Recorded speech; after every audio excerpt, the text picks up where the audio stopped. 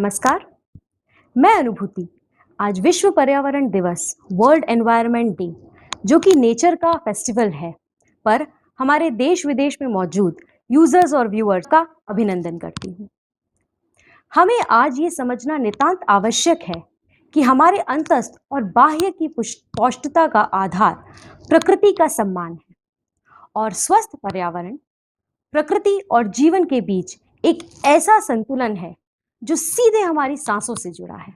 इसलिए जितना हम खुद की केयर करते हैं, खुद का रिस्पेक्ट करते हैं, उतनी ही प्रकृति की केयर, प्रकृति का रिस्पेक्ट करना चाहिए, अन्यथा सब निरर्थक है। हम सबका जीवन ऊर्जा का सागर है और अंतहीन ऊर्जा की लहरें प्रकृति के माध्यम से निरंतर हमसे टकराती रहती हैं। यदि यही लहरें हमारे ज्ञान विज्ञान के कारण दूषित हो जाएंगी तो हमारे जीवन का अस्तित्व खो जाएगा। अतः भावना की गहराई से, हृदय की गहराई से, आत्मा की गहराई से प्रकृति की इस अनाहत ध्वनि का हम सुने और प्राथमिकता के आधार पर संपूर्ण प्रकृति का सम्मान करते हुए अपने जीवन को सार्थक बनाएं, ताकि हमें पछताना ना पड़े। आइए इन्हीं विचारों के साथ 138 देशों में जो हमारे यूजर्स और व्यूअर्स हैं, उनकी तरफ से डेली आवाज के मंच पर उपस्थित स्पेशल पर्सनालिटी से सीधे कनेक्ट होते हैं। नमस्कार, आज विश्व पर्यावरण दिवस पर मैं आप सभी विद्वानों और पर्यावरण प्रेमियों का डेली आवाज के मंच पर स्वागत करती हूँ। आज के ग्रुप डिस्कशन के पैनल में हमारे साथ उपस्थित हैं doctor Rajesh Biniwale, senior principal scientist and head NEERI Nagpur से, Mrs Shilpa Agarwal, she is chemical engineer from Kuwait, Mr Ravi Chaturvedi ji जो कि एग्जीक्यूटिव इंजीनियर हैं MPUADD भोपाल से, मिसेस विजय श्री आगवन जो कि एक एनवायरमेंटलिस्ट हैं गोल्ड कोस्ट ऑस्ट्रेलिया से, mister Anil Kapoor ji, he is MD Layers Enviro and Organics Delhi से, और हमारे साथ मौजूद हैं श्री सुनील मानसिंहा जी जो कि देवलापार गौ अनुसंधान केंद्र के कोऑर्डिनेटर हैं और राष्ट्रीय कामधेनु आयोग के सदस्य हैं। मैं हम सभी दर्शकों की तरफ से आपका स्वागत करती हूं और आपका एक छोटा सा परिचय हमारे दर्शकों के लिए।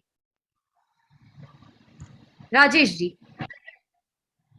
जी, सभी को मेरा नमस्कार और विश्व पर्यावरण दिवस पर सभी को शुभकामनाएं। मैं डॉक्टर राजेश बीनीवाले, फिलहाल मैं चीफ साइंटिस्ट करके काम कर रहा हूँ नीरी में। नीरी मतलब national environmental engineering research institute. गत 25 वर्ष से मैं एनवायरमेंट फील्ड में रिसर्च कर रहा हूँ। मेरा रिसर्च करने का एरिया थोड़ा वाइड है, जिसमें मैं वेस्ट वाटर पे भी काम करता हूँ, एयर पोल्यूशन पे भी काम करता हूँ, और एक तकनीकी बनाई है जो हाइड्रोजन के इस्तेमाल के लिए आएगी, जो आगे चल के आगे का भविष्य का ईंधन जो रहेगा वो हाइड्रोजन रहेगा, जो कार्बन रहित ईंधन रहेगा, उसके ऊपर काम कर रहे हैं। और इसका महत्व COP26 के बाद में बहुत बढ़ गया है। तो मैं अपना परिचय यहीं पे समझ लिया। जी शिल्पा जी, आपका परिचय। आप सभी जनों को नमस्कार, DA की पूरी टीम को नमस्कार। जी मैं शिल्पा राहुल अग्रवाल, मैं केमिकल इंजीनियर हूँ।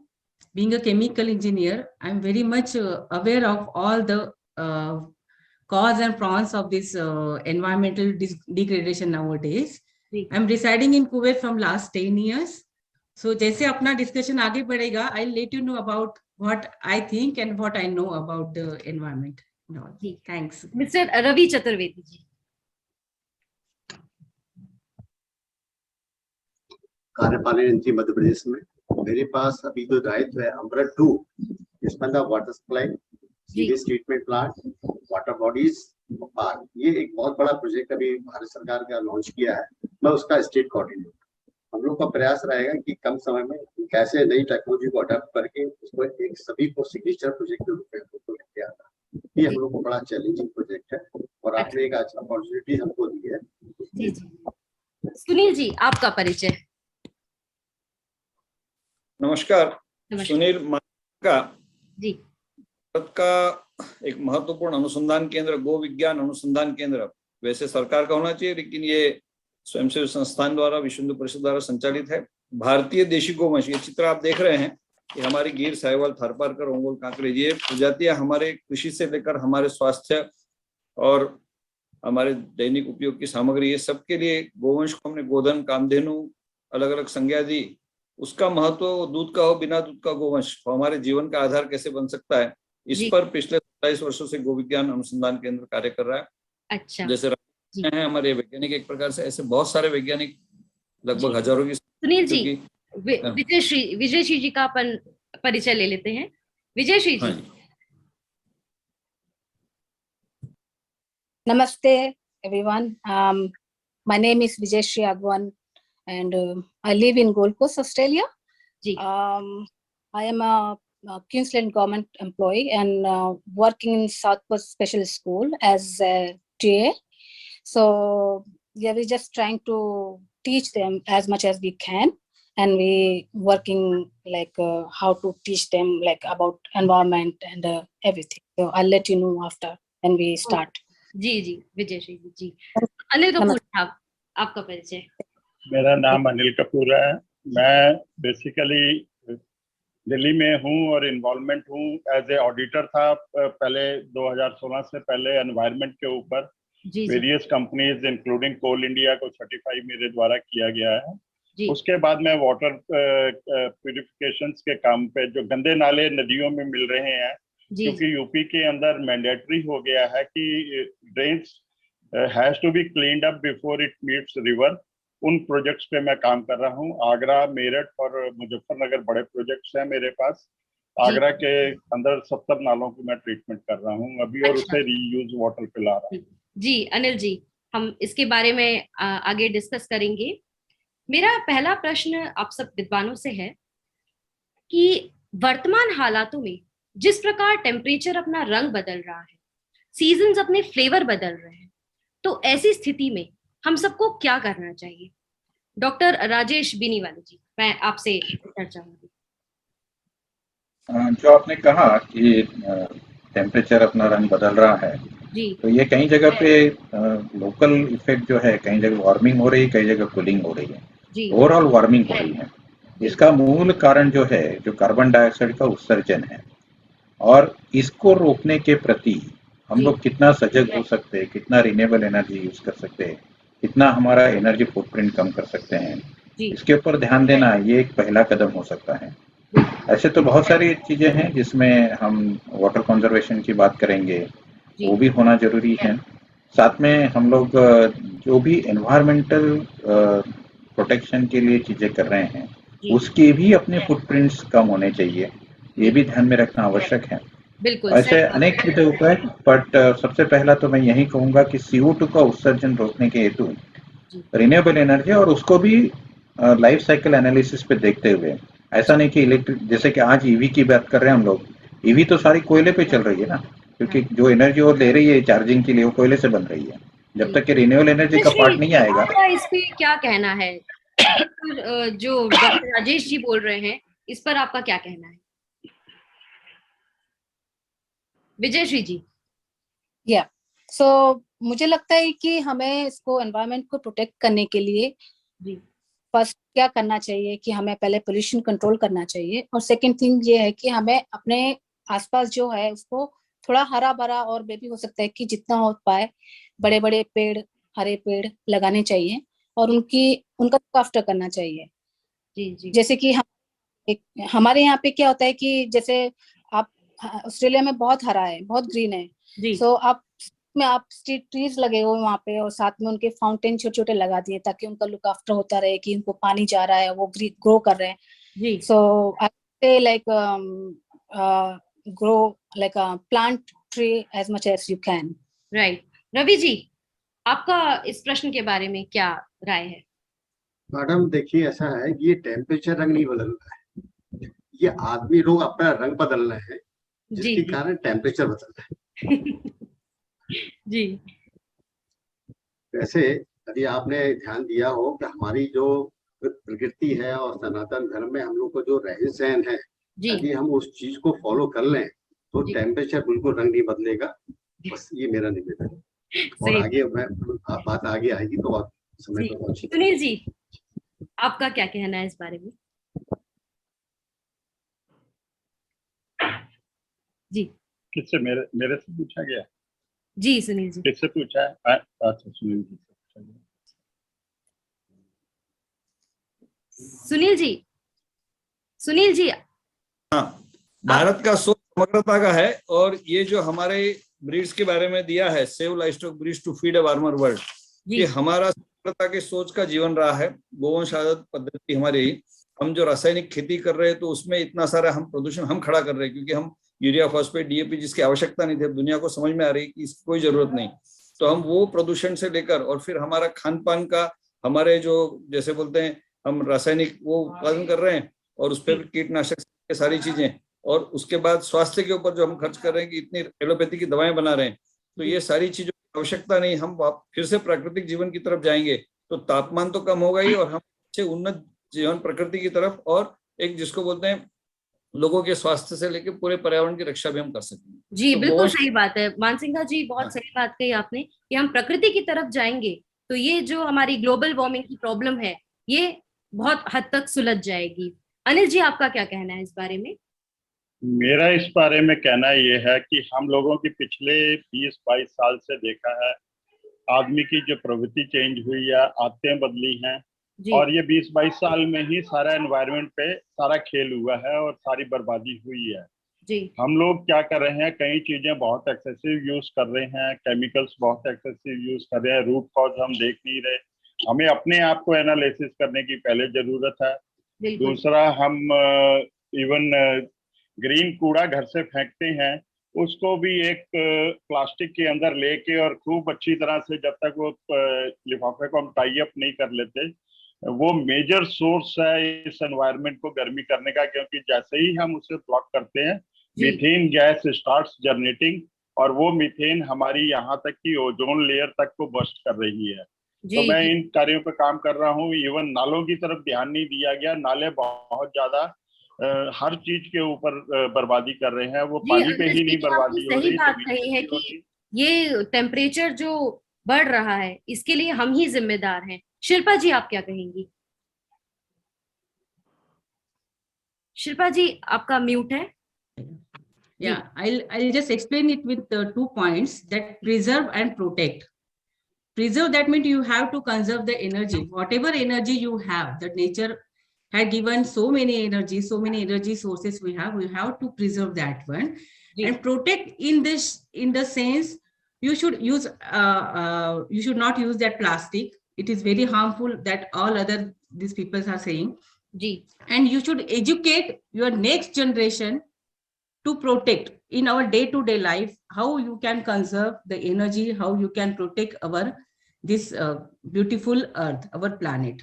जी जी, this I just want to say about बिल्कुल शिल्पा जी। मेरा अगला प्रश्न आप लोगों से है, आज सबसे बड़ी चुनौती हमारे देश और इस प्लैनेट पर हरियाली को बढ़ावा देने की है, तो इसके लिए तेजी से हमें क्या एफर्ट्स लेने चाहिए? अनिल जी, क्या बोलेंगे आप इस बारे में? हरियाली को बढ़ावा देने के लिए हमें right source plants, right type के प्लांट्स लगाने बहुत जरूरी हैं। हम एक अंधी रेस में भाग रहे हैं, बाहर के प्लांट्स लाके छोटे बोनसाई इस तरह की चीजें लगाते हैं और अपनी एंशिएंट प्लांट्स को भूल गए हैं। जो हमारे कुछ प्लांट्स ऐसे हैं जो 24 घंटे ऑक्सीजन और वाटर और ये चीजें छोड़ रहे हैं, प्रकृति में छोड़ते हैं, और वो आज की डेट में हमें अवेलेबल नहीं है और दिखने को भी बहुत कम मिलते हैं। यूपी बेल्ट में देखा गया कि यहाँ आम के बगीचे बहुत होते थे किसी टाइम पर अब आम के बगीचे काटे जा रहे हैं और उनको रिप्लेस नहीं किया जा रहा। दुनिया बोनसाई की तरफ चली गई, छोटे हाइब्रिड सिस्टम्स पे चली गई है, तो उसको हमें रिप्लेस किसी ना किसी तरह से दोबारा करना। बिल्कुल बिल्कुल अनिल जी, आपका जो विचार है वो बिल्कुल नेचर से ट्यून हो रहा है। सुनील जी, आपका क्या कहना है? बिल्कुल, मैं अनिल जी की बात से पूरा सहमत हूँ। हमारे वैज्ञानिक बहुत सारे हैं कि हमारे पौधे जो जैसे नीम, बरगद, पीपल, जो हमारी मूलभूत बीज परंपरा हमारी भारत की रही है, उनकी जो गुणवत्ता और जो ऑक्सीजन, अभी जैसे वो कोरोना में समस्या अभी की ऑक्सीजन नहीं, और लोगों ने देखा पेड़ के नीचे थे और उनका सारा ठीक होने लगा, ये वास्तविक चीजें थी। तो हमको वो अभ्यास लोगों के सामने रखना है कि हमारे जो हमने जेनेटिकली मॉडिफाइड या हाइब्रिड या जो बीजों में परिवर्तन किया, तो वो वनस्पतियां, वो फसलें उतनी उपयोगी नहीं है।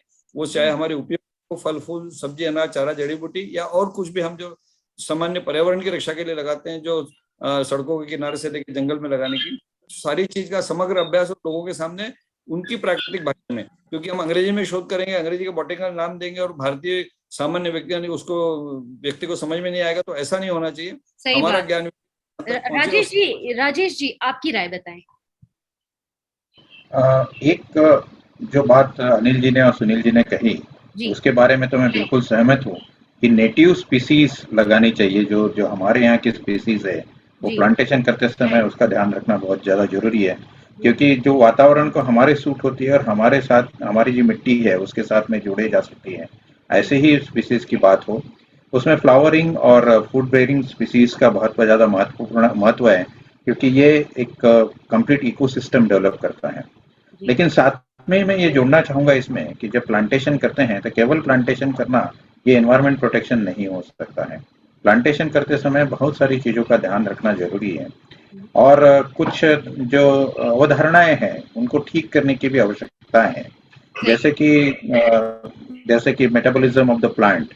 मेटाबॉलिज्म ऑफ द प्लांट हो चाहे बरगद हो चाहे कोई भी हो, उसकी ऑक्सीजन देने की अपनी एक कैपेसिटी है और रात में जब सूर्यास्त के बाद में जो मैकेनिज्म होता है उसमें वो कार्बन डाइऑक्साइड का ही उत्सर्जन करता है। सो ऐसा है नहीं कि वो 24 ऐसे ही पौधे वैसे ही करेगा। पेड़ लगाने चाहिए जो हमें सबसे ज्यादा ऑक्सीजन दे, है ना? जी जी। अब मैं रवि जी से केवल ऑक्सीजन नहीं, इकोसिस्टम, कंप्लीट इकोसिस्टम की बात है। जी जी जी, मेटाबॉलिज्म, उनका प्लांट का मेटाबॉलिज्म समझ के उसका ग्राउंड वाटर के साथ का संपर्क, उसके लगने वाला पानी, वो जमीन की कितनी धूप रोक सकता है, वो सारी चीजें उसमें। जी जी। रवि जी आपकी मैडम, ये जो हरियाली को बढ़ावा देने की अपन बात कर रहे हैं जी, पिछले मैं 5 सालों से पेड़ लगाता हूँ, लोगों को प्रमोट भी हम कर रहे हैं जी। ये हमने देखा है कि लोगों में बड़ा उत्साह है और खास तौर से जब हम बच्चों के बीच में बैठते हैं, स्कूल के बच्चों के बीच में बैठते हैं, तो वो जब उनसे हम पौधे लगवाते हैं, पेड़ लगवाते हैं, तो उनका जो सर्वाइवल रेट है जी, और वो जो हम बड़े लोगों से पेड़ लगवाते हैं उनका रेट बहुत अच्छा रेट है। बिल्कुल सही तो बात जी। हाँ, तो मेरा इसमें ये मानना है कि हमको स्कूल लेवल पे, बच्चों के लेवल पे उनको प्रमोट करना चाहिए, उनको एम्बेसडर के रूप में आगे कुछ इंसेंटिव के फॉर्म में रखना चाहिए। तो और हमारे जो पुराने पेड़ हैं जी, जैसे पुराने पेड़ से मतलब मेरा कि बड़े पेड़ हैं, पीपल है, बरगद है, बेल के पेड़ ऐसे हैं जो पानी का रिटेंशन ज्यादा कर सकते हैं। एक अनुमान से मैंने पढ़ा था कहीं पर कि एक पीपल और बरगद के पेड़ लगाए तो 25,000 लीटर का पानी ये एक रिटेंशन करते हैं, वो हमें साल भर में ये पानी धीरे धीरे देते रहते हैं। तो हरियाली बढ़ाने के लिए मेरा आपसे निवेदन है, बाकी सभी लोगों से फोरम पे, कि हमको बच्चों को ज्यादा से ज्यादा प्रोत्साहित आगे बढ़ा के उनको करना चाहिए। बिल्कुल। और जब हम जैसे आपने देखा होगा कि वट वृक्ष की पूजा करते हैं महिलाएं, तो पूजा तो करते हैं लेकिन हम उसको पेड़ नहीं लगाते। हमें उसको अनुकरण करना है कि हमको पौधे भी लगाने, पेड़ भी लगाने, और लेकिन बच्चों को वही चीज जब आप सिखाते हैं तो वो लोग उसको इंप्लीमेंट करते हैं। रवि जी जी जी। शिल्पा जी आपका मत क्या है? कि जैसे सब लोग बोल रहे हैं कि हमें पेड़ लगाने चाहिए, पौधे लगाने चाहिए, बच्चों को सारा ही करना चाहिए। जैसे बीइंग अ पेरेंट्स, एक अच्छा नागरिक होने के कारण जो हम लोग सोचते हैं कि हम अपने आगे की पीढ़ी का सोचते हुए invest for them. So I just wanted to say that together we must invest in our planet to protect it. It's not only one person's task. It's a group task, not a group task. हर एक बंदे को लगना चाहिए कि ये मेरी धरती माता, इसको मुझे कैसे हरा भरा रखना है। But being that also, Rajesh ji जैसे कह रहे कि metabolism, you already told about that plant metabolism, but soil also plays a most important role for the plantation trees and of their survival. So we should work on the soil protection also. That is also main important thing. Shilpa जी आपके विचार धरातल से जुड़े हैं, बहुत अच्छी बात कही है आपने। मेरा अगला प्रश्न आप सभी से है, वाटर रिसाइकलिंग के लिए क्या पद्धति अपनानी चाहिए जिससे हमारे एनवायरनमेंट प्रदूषित ना हो? डेली आवाज की तरफ से मैं आपको ये बोलना चाहूंगी कि वाटर रिसाइकलिंग के बारे में हमारी जनता को आप कुछ ऐसा बताइए ताकि वो एनवायरनमेंट के प्रति कुछ कर पाए। इसका उत्तर मैं सुनील जी से सुनना चाहूंगा। देखिए, गोबर गौमूत्र दोनों शोधक बोले गए हैं। जी और भारतीय देशी गाय जो हमारी ब्रीड्स हैं उनके गोबर गौमूत्र में जो गुणवत्ता है, जी तो चूंकि हमने जब रसायन खेती में डाल दिए तो प्रदूषण कर दिया, हमने बाकी जगह पर बहुत सारे उद्योग जो खड़े कर दिए, और बहुत दुर्भाग्य से बहुत बार हमारे निरी के वैज्ञानिक जब बताते हैं कि जमीन में जानबूझकर वो ड्रेन कर देते एक प्रकार से, बड़ा बोरिंग करके, तो हमारे गोबर से उसको मल शोधक और एक प्रकार से पूरा हर तरह का शोधन करने वाले, तो उनका उपयोग हमने वैसे किया है। और हम बहुत सारे सामान्य नाले या जो हमारे डिस्चार्ज वगैरह हैं, तो इनका उपयोग जितना बढ़ाएंगे तो हम इवन जैसे हमारी फ्लाई ऐश होती है या बाकी बहुत सारी चीजें उद्योग की चीजें हैं, उसमें देखा गया कि इनका उपयोग किया तो वह तो खाद में परिवर्तित हो गए और उसका पूरा रूपांतरण एक ठीक दिशा में चला गया। तो इन दोनों का उपयोग जितना बढ़ाएंगे तो एक तो गोवंश भी बचेगा और वो सारी जो विकट स्थिति, विकराल स्थिति, उसको हम रोक पाएंगे। जी बिल्कुल सही बात है। अनिल जी, आपका उत्तर। मैं वाटर रिसाइकिल पे वैसे काम कर रहा हूँ जी गुड़गांव के अंदर। एक मैंडेटरी प्रोसीजर्स लेके हम लोग आए हैं कि वहां पर जितनी बड़ी सोसाइटीज हैं they have to use the water recycle करके अंदर ही इंटरनल यूज करना है और जीरो डिस्चार्ज की तरफ उन्हें गो अहेड करना है। उसको हम जैविक विधि से, जो एसटीपी प्लांट्स या उनके वाटर प्यूरिफायर प्लांट लगे हैं उनमें वो बहुत सारे केमिकल्स यूज करते थे, बदबू की समस्या बहुत थी, हीटिंग की समस्या होती थी, तो उनको धीरे धीरे हम जैविक की तरफ कन्वर्ट कर रहे हैं कि जैविक विधि से कैसे उस पानी को साफ किया जाए और वो रीयूजेबल किया जाए और वो नंबर ऑफ टाइम्स टॉयलेट्स में वो पानी यूज होता है और उसके बाद जो बचता है वो गार्डन्स में यूज होता है। उसमें कोई स्मेल नहीं है, कोई टेम्परेचर हाई नहीं है। इवन एसटीपीज इतने कंफर्टेबल बन चुके हैं कि वहां आप बैठ के खाना खा सकते हैं उसके अंदर, जैसे वो कंफर्टेबल हो गए जैविक विधि से करने से। राजेश जी, वेस्ट रिसाइकलिंग के लिए आपका क्या मत है?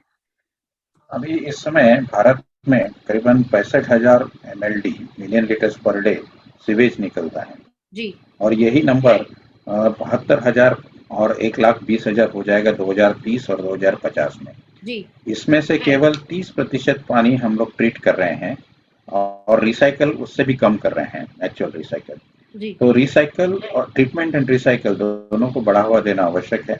इसके लिए नए नए विधियां, जो अनिल जी भी कह रहे हैं, जो नैसर्गिक विधियां है उनका भी प्रयोग होना चाहिए। जो सुनील जी कह रहे हैं उस तरह के जो हमारे शास्त्रों में जिनके दर्शन हमारे दिए हुए हैं उन सारी चीजों का इस्तेमाल होना चाहिए। नए तकनीकी का भी होना चाहिए। तकनीकी के लिए हम लोग आग्रही न रहे और केवल आग्रह इस तरह का रहे कि ये जो हमारा 30% है ये 70-80% पहुंच जाए तो हमारा पानी की समस्या काफी सारी खत्म होगी। Recycle and reuse of sewage as well as industrial water is must. Ravi ji आपका उत्तर। ये मैडम बहुत बड़ा चैलेंज है हम लोग के लिए जी और मध्य प्रदेश के लिए भी। और हम, जैसा मैंने रेफरेंस दिया आपको कि गवर्नमेंट ऑफ इंडिया का जो अभी नया प्रोजेक्ट लॉन्च हुआ अमृत 2, उसमें हम लोग एक स्पेशल टास्क दी है कि हमको 20% पानी उसको रीयूज करना है, रिसाइकिल भी करना है हमको।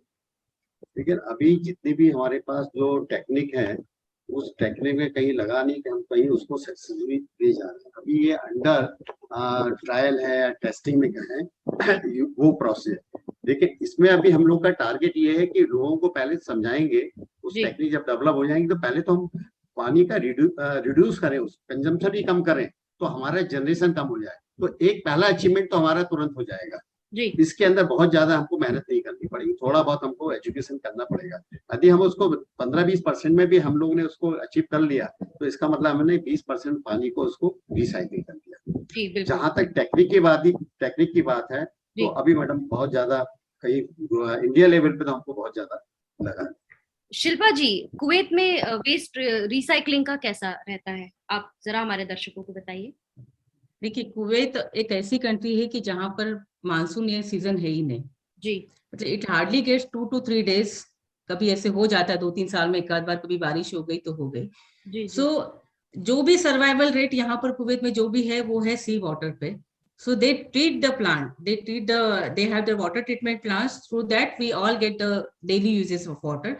But being in Kuwait, and Kuwait has a huge this petrochemical industries. So I just wanted to tell you about these industries, how they use their water sewage. whatever water, whatever it is coming from their as a byproduct after treating the crude oil. So they actually they are just taking care that it should be of zero toxicity, that they are treating that water in such a way that there should not any toxins before they drain out all the water to sea. Because the aqua life is also much important for all of us to conserve our this earth life. This is the action taken in our petrochemical industries in Kuwait. Okay, ठीक है शिल्पा जी, ये आपने बहुत अच्छी बात बताई है।